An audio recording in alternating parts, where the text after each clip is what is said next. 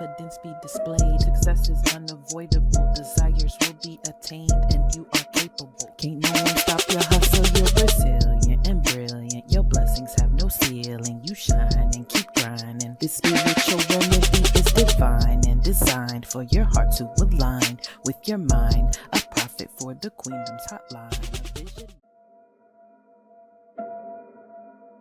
Fearfully and wonderfully made, confidence be displayed. Success is...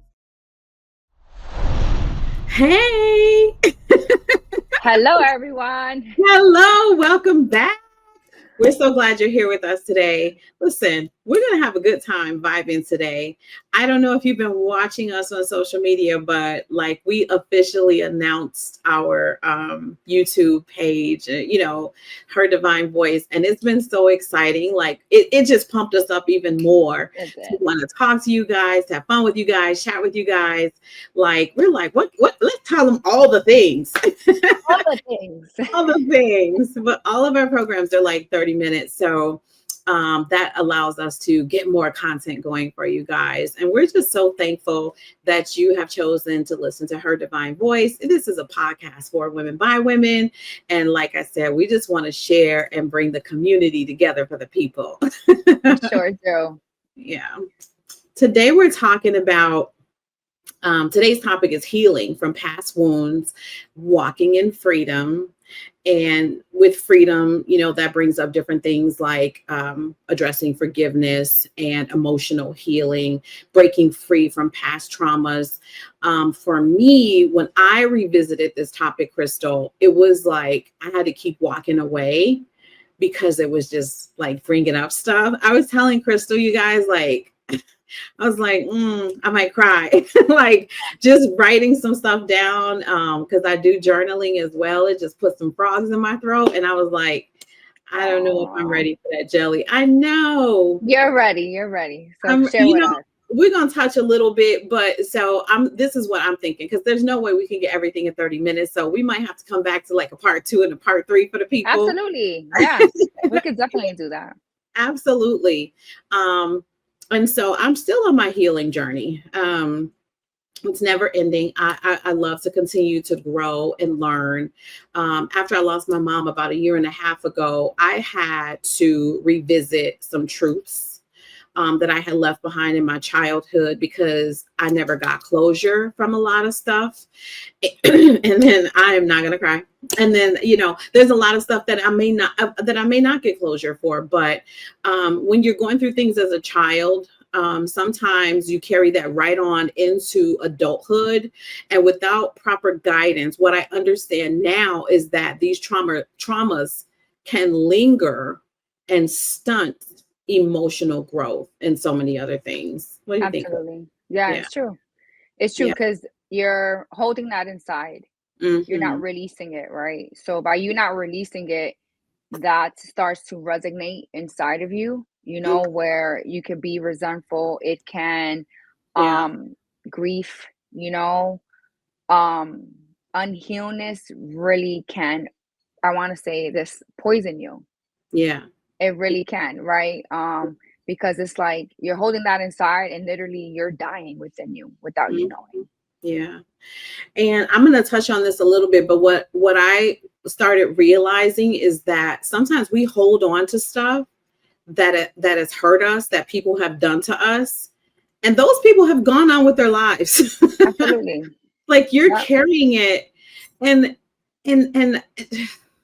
so whatever your thing might be, as far as, that you need to work from and get separated, get free from the emotional and sometimes physical trauma, right? Yeah. In order to grow, receive, learn, again, all the things. My testimonies are an open book. My life, not so much yet. I'm getting there. But my testimonies are an open book because I fully intend to be free. That's my goal. I even started about a year ago, I started studying for neuro-linguistic programming therapy. And so I fully intend to graduate this year. Good.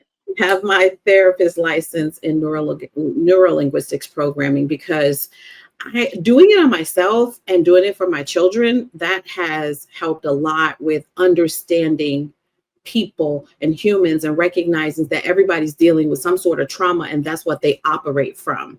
In our last episode, Crystal, remember how I said like I was good at playing victim, right? Because of all the things that have happened to me. And what I learned from that is when you play victim, you feel justified in your negative behavior, right? You feel like you deserve to be the way you are because of all the judgment you received and all the things that people had done to you. And you start justifying, rationalizing, like, this is what it is. Having, what they say, having a pity party, Yeah. Yeah.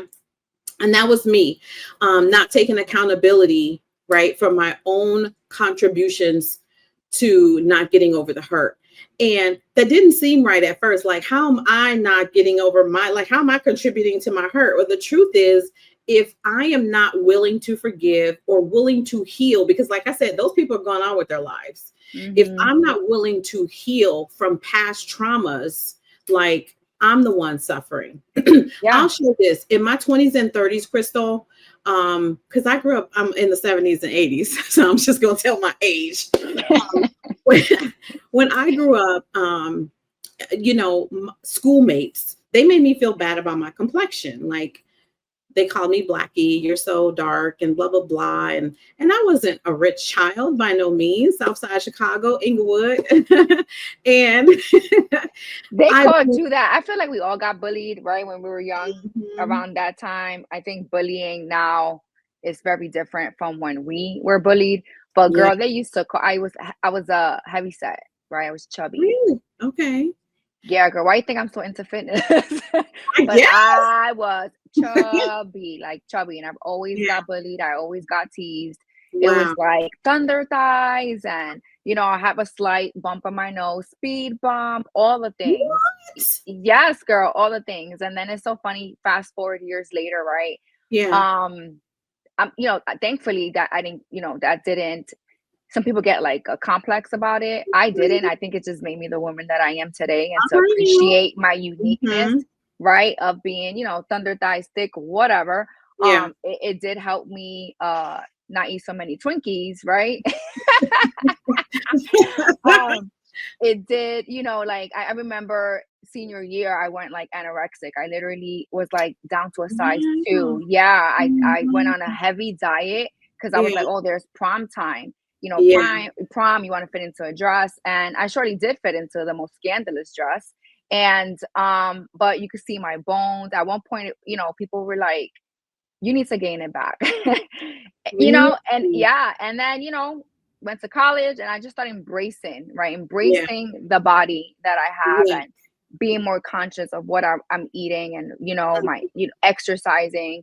But it never broke me.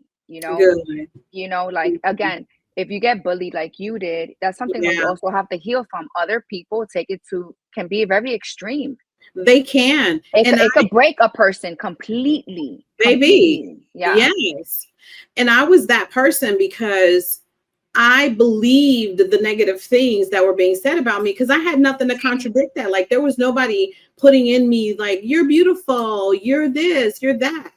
So I just believed what was being said about me from other people, that I wasn't worthy because I didn't have the fashionable clothes that they had, because I didn't have the toys that at Christmas that people were getting. Granted, I had beautiful Christmases, don't let me front. What I'm talking about is like whatever the trendy thing was, I didn't get that. So people might have gotten Cabbage Patch dolls and I got this. So y'all know what Cabbage Patch dolls are? And the thing is, those dolls are ugly to me, but people wanted them, so I wanted them too. It came with a birth certificate and everything. Girl, everything. But my mom was like, I'm not paying such and such and such for that doll and that blah, blah, blah, blah, blah. So yeah. But I'll tell you, well into adulthood, the one thing that helped me to stop being a victim is, one, I told you guys that I do some journaling and I had to stop being so hard on myself. Literally, I had to start believing different things about myself. Like, I always had people as an adult, they would say positive things about me. And I would be like, what are you talking about? Like, I would receive it humbly, but it was like, I don't know what they see. You know what I'm saying? It's like they would say things about me that I just didn't see for myself. And when I lived in Minnesota and then moved to Florida, I think I shared this with you. Like, I didn't have, like, you were my first friend that I met when I moved in Florida. 10 years later, here we are. But, but I didn't have like my community. Like, I had a community in Minnesota, but God was like, let me isolate you for a little bit. And I felt isolated. Like, I felt like I ain't got no friends. I'm not doing nothing. I hardly go anywhere. And while I love my beach life, it's like, I need to be busy. Like, I'm used to, I got this to go to, that to go to, da, da, da, da. And so in that isolation, what helped me was now I have nobody to listen to me about me but me. Like, what God has to say about me. And that's what I had to focus on. And it took a while, Crystal. It didn't happen overnight. Like, I'm doing these affirmations and now this is how I feel about myself. It was not. Yeah, the healing process takes a while. It does. You know, like, I remember when I mentioned this before, I got divorced 7, 8 years ago. Yeah. And I played victim, right? And I was like, God, why would you allow this to happen to me? I'm a great person. You know my heart, people love me. I'm kind, I'm all these things. And why would you allow this to happen to me? If you knew this was going to happen to me, why you let me get married? And then why, have two daughters? Like, why would you let this happen to me? Yeah. And I was just so angry. And the way I healed through that was seeing a therapist. Yeah. And I deny to see a therapist. A lot of us do, like, oh, like, what is she? Like, I'm not doing that. I did that initially. I was like, no, I'm gonna be fine. But then a year later of me being still so bitter and angry and just not me, right? I was like, no, I think I need to do this. And I did therapy sessions, and what helped me heal from like divorce and everybody that I was mad at, even including God, okay, because I was pissed. I was so mad. She had me write a letter to everyone that I was upset at. So it was like my ex-husband, everyone that did me wrong, right? And even God, I was like, dear God, and I just wrote everything out of all my feelings. It took me, I think, a week, because I was just crying as I'm writing. And what was tough was then on my next therapy session, I had to read them all out loud. Wow. Okay. Yeah, that session took forever. And then go home and burn it. Go home and burn the letters. And as I was burning those letters, I felt such a release. Just coming, like, just removing, like, from my shoulders, from my chest, everything. I just felt so light, and I felt freedom. And that's how I love that. I feel like I healed from that, from me being divorced, and that whole mentality of why me and the victim, and then as you heal, it's like, why not me? Why not me? That's right. Why not me? Why God chose you to go through such things? A lot of people, you might not understand, but I'm a big believer in God always turns was intended to be bad. He always turns it to good, right? Romans 8:28. That's one of my favorite verses, because he has proven to me throughout my entire life of that. As a child, I'll be very real, child molested. And I had to heal from that. This is the first time he's sharing this publicly, but we're going to keep it real here, right? And I didn't tell my mother till the age of 35. To the age of 35. And the reason why I told my mom was because it was those therapy sessions. It was that healing process that I was going through because of my divorce. And my mom said, why you never said anything to me when you were young? And I said, because I was afraid that you was going to kill the man and you was going to go to jail. And I didn't want to lose my mom. My throat is choking up, And I was like, that's why. She's the only person that knows who this person is. I had to face this person years later in my 20s and act like, and I did it all for the sake of my love, my family, for it not to ruin them, of who this person is. And that was hard. That was also hard, right? So he was one of the people that I had to write a letter to, of being so mad of that happening to me. But again, everything that you go through in life makes you the person, the woman that you are today. And we're going to continue to go through things, and we're going to continue to heal, right? We're going to continue to evolve. We're going to continue to grow. Yeah. you know? Yeah. I love that. You know what? I made some different notes, but since you're being vulnerable, I'm going to be vulnerable. I was mad at my mom for many years because I told her that at the age of 5, I was raped in an alley by somebody I didn't know. I was 5. I could have died. Now, here's the thing, I didn't tell my mom until I was 12. Why? Who the heck knows? I was a child, right? Yeah. And I believe I was living with my grandmother at the time. And in Chicago in the 70s, kids walked to school a mile or however the hell long it takes to get to school. And I walked to school by myself. That thing happened. I told my mom when I was 12. She called my grandmother because, I was living with my grandmother at the time. And my mother said, well, mom said that you're just trying to get attention. I was livid. Yeah. I didn't know where to put those emotions because Yeah. it's my mom. And I was afraid of my mom. I can't challenge my mom. You Yeah. know what I mean? This thing happened to me and I carried like it made me fearful of everything, so much so that I had to go to therapy for many years because every time one of my daughters reached 5 years old, I went into depression. I mean, Wow. depression. And it Wow. wasn't until my second daughter that I recognized, oh my God, this is happening because of that. I went into depression with my oldest daughter, but I didn't know, just thought it was Mhm. life.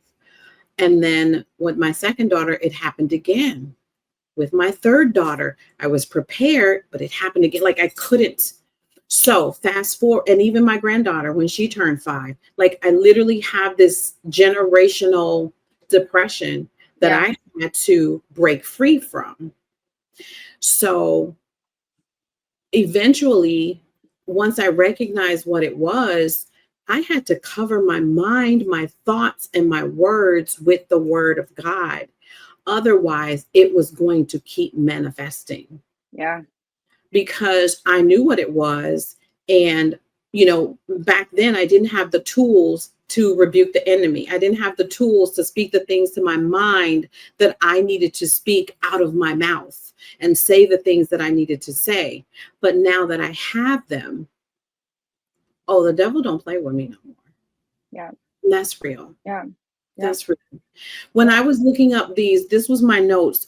This is the scripture that I came up. These are the notes that I wrote that I'm going to share with you guys. So normally I try to do this off the dome, but I thought it was so important that I wanted to share with everybody. God makes provision for our hurts.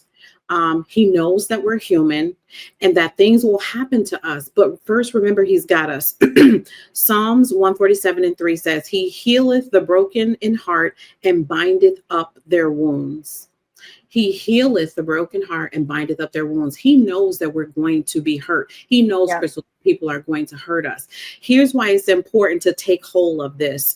In Proverbs 18:14, it talks about a wounded spirit. He says, the spirit of a man will sustain his infirmity, but a wounded spirit, who can bear it?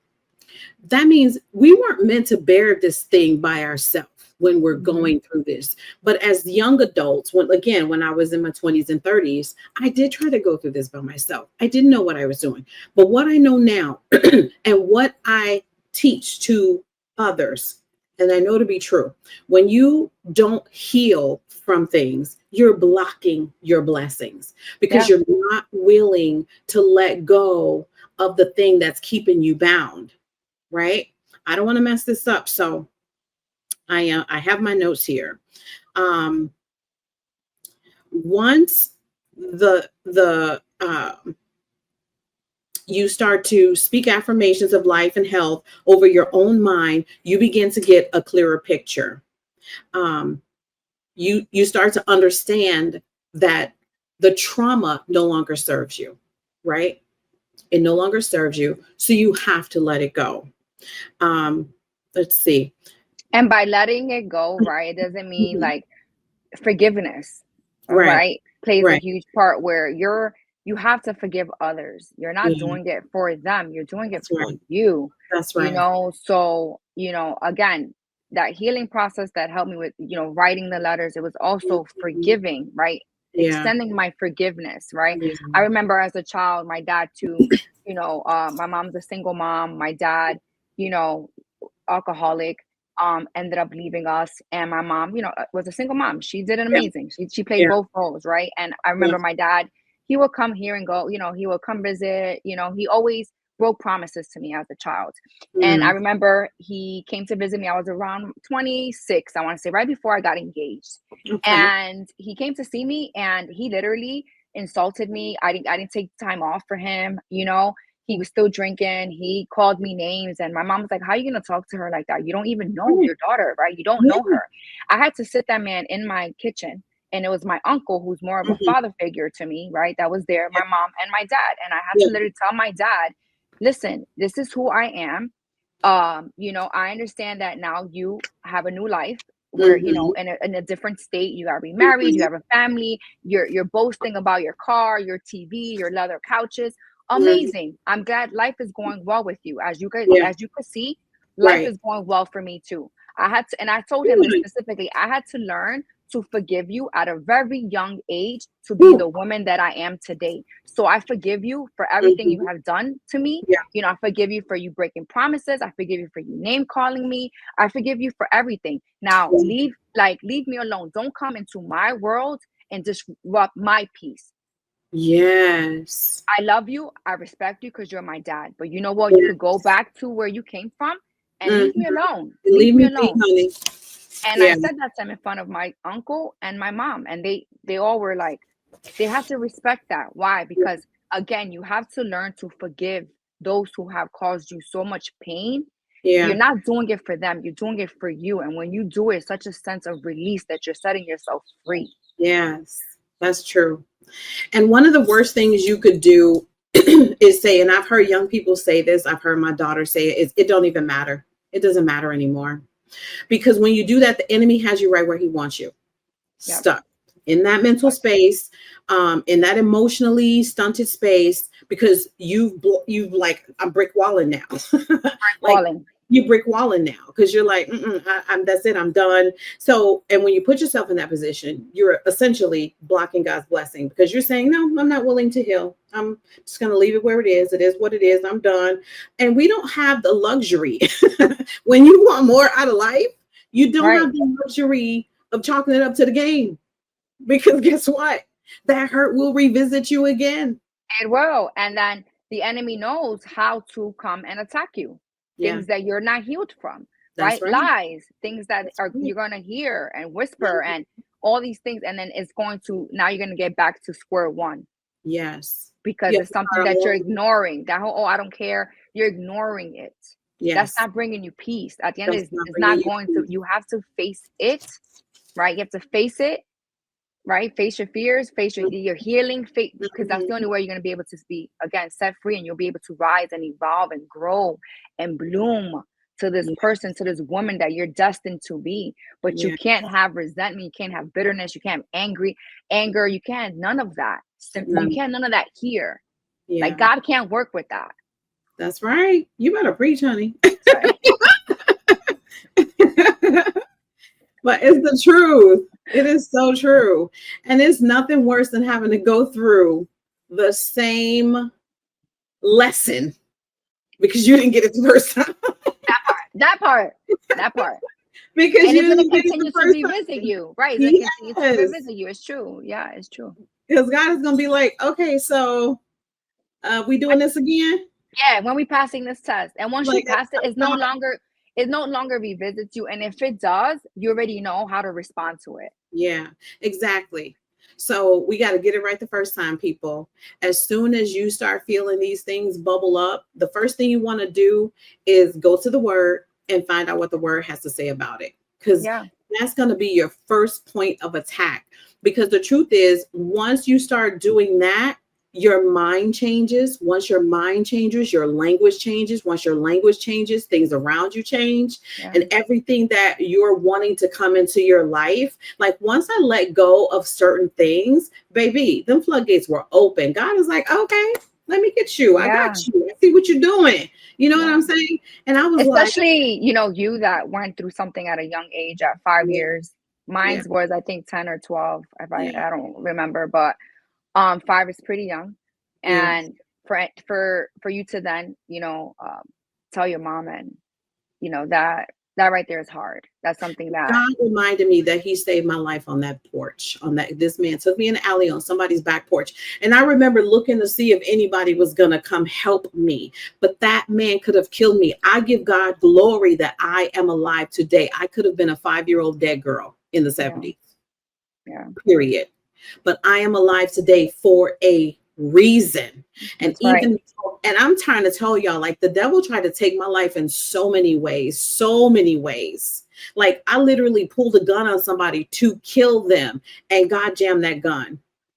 God jammed that right there is part 2, because I want to hear that. Like, what? I'm telling y'all, like, there's so many things the devil tried to rob my future. I kid you not. Rob my future. Jaw dropped. I'm like, what? Baby. Yeah, we definitely got it. We got to do part 2 of this. Yeah. Listen, many, you see, it's like, and when you think about it, I wasn't going to even share it. When you start talking about it and start being vulnerable and real, you start remembering of things that you put past you, right? Mm-hmm. That again, they're being revisited today because we're sharing with you guys, but they have no stronghold anymore. That part. They don't have a stronghold anymore. And God is saying it's time to let these things go, be set free. Don't keep it to yourself. And I love the idea of being vulnerable. I love being transparent, because I have learned a lot about so many things and so many people that have helped to set me free. And the Bible says your testimony is not your own. So you need to share where God has brought you from. Let it bless someone else, because it is for a reason. It is. Which out of Crystal. It really is. I'm telling you, really, really, really, really is. So you just remember that, again, your past, and I think we said this in our introduction, right? Your past is a chapter. It's not the whole book, right? It's not the whole book. God is always rewriting your story with healing and freedom. Healing and freedom is always available. Mercy and grace daily belong to you. Yep. And I feel like the reason why you and me, real quick, speak so much about God is because, again, we've been through a lot, as many of you guys, and the way we know God is real is because of his mercy, of his grace, of the things that he has done in our lives. Hello, saving her, right?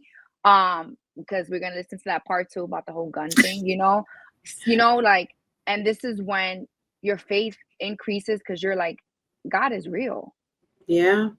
He's so real, Crystal. My book, my life, my story, my experience, my traumas, all of it, of how I overcame it, all the blessings, times when you probably didn't know when you was going to pay your next bill, whatever.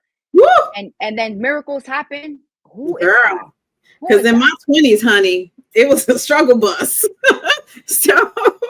And sometimes in my 30s. So I get it. This is why we share, share. Because again, it's a way not only to glorify him, but to let everyone in our viewers know you're not alone. Trauma is not pretty. It's nothing that, it's nothing that you want to just like not even think about it again, right? You just want to put in the back burner, but you can't put in the back burner if you haven't healed from it. And the best thing you could do for yourself is heal from it.